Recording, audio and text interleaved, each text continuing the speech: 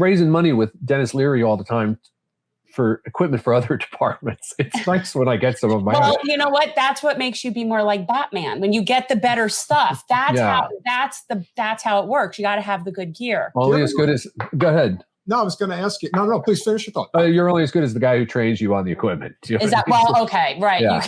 Okay. You can have all the toys in the world and just not know how to use them. Screw it up. Yeah. Yeah.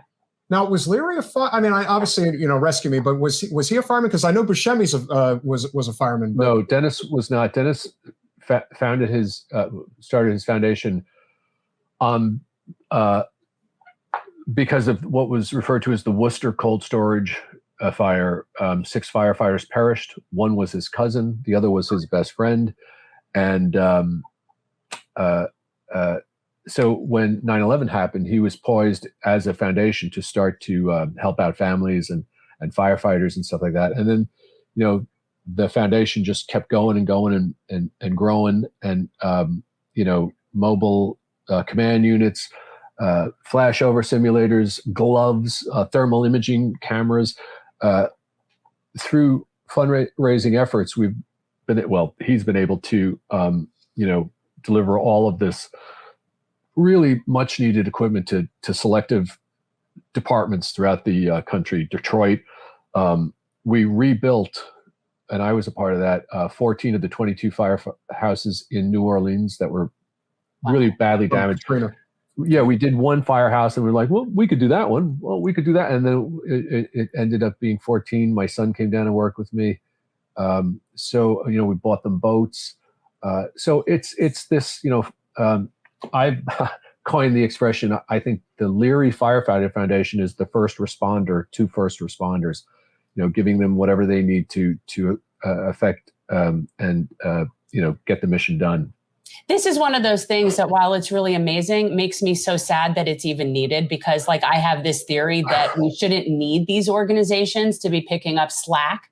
That shouldn't be something that's needed. It's just sort of pathetic to me. It's sort of like, GoFundMe is a health insurance policy kind of mentality. It's like, we're just all help. Everyone has to help themselves. And, there are some people that come up and help in a bigger way. And it's really, really nice. But yet it's really, really kind of. And I think people forget it took Jon Stewart years of using his platform to finally get the U.S. Senate to do something about burn pits. I mean, it's amazing. And to think that, when we've spoken with the head of the firefighters union here in Broward, it's amazing that there's different types of cancer that are covered and others that are not. And I'm thinking, they actually negotiate when they're negotiating their, contract, which cancers are and are not included in their health care.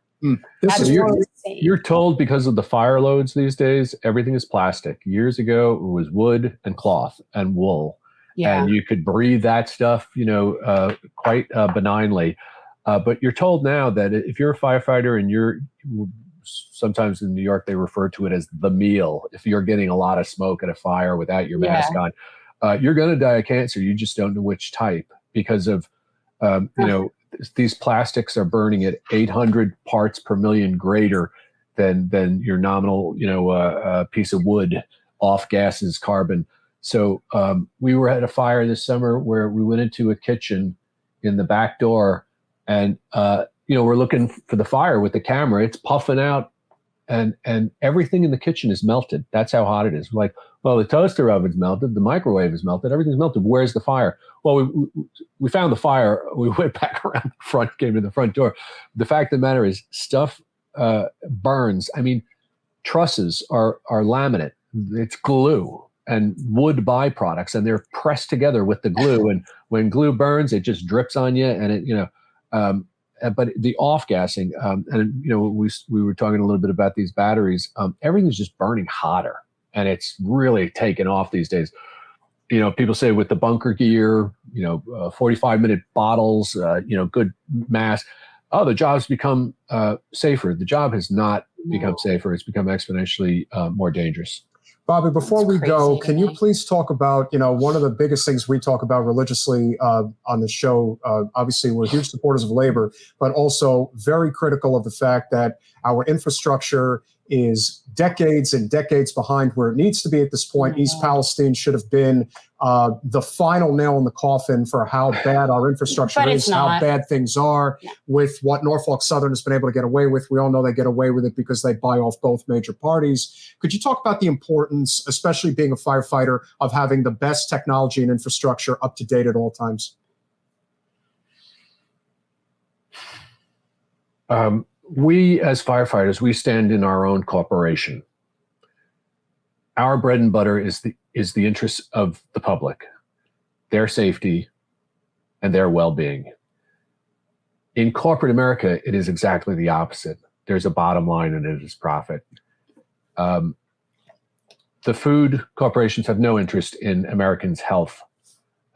Certainly people who move railroads through the United States have no interest in people's health or safety.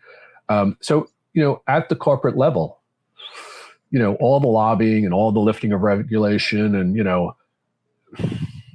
they know how to spin the things. And, even as we speak here, there's buildings worth of lawyers and guys sitting there going, how can we,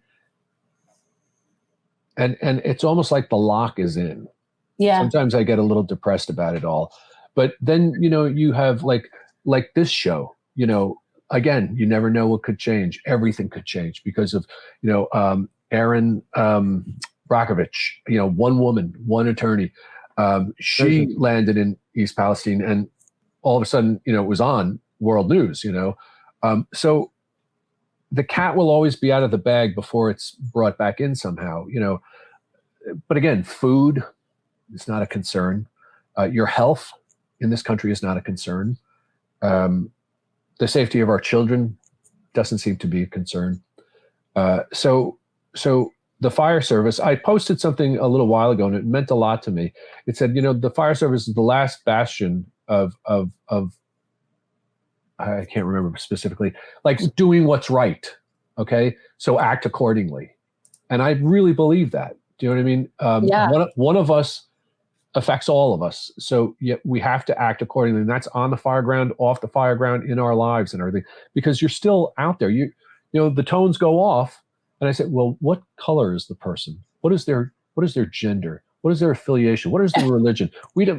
You go, baby. You know what I mean? And that's what I love, the purity of the service. And it's not what you say or think or feel. It's you're in action. And by virtue of your actions, you're dispensing with all of those boxes that, they try and put us in, and the divisiveness and the separation. And the fire service still represents a great place, and, ambulance and law enforcement for the most part, where I had a New York City policeman once say to me, he's like, "You know why I wanted to become a fireman, Bob, instead of a policeman?" I says, "No, Joe, why?" He goes, "Because I wanted to help people." I was like, I thought, as a cop, don't you? But I mean, I'll never forget it. It was so telling. Thanks for watching. If you want to support our mission to transform politics into service, please like this video, subscribe, follow us on social media, and consider joining our Patreon, where you'll get early access to our interviews as well as other exclusive content. Links are in the description. Peace out.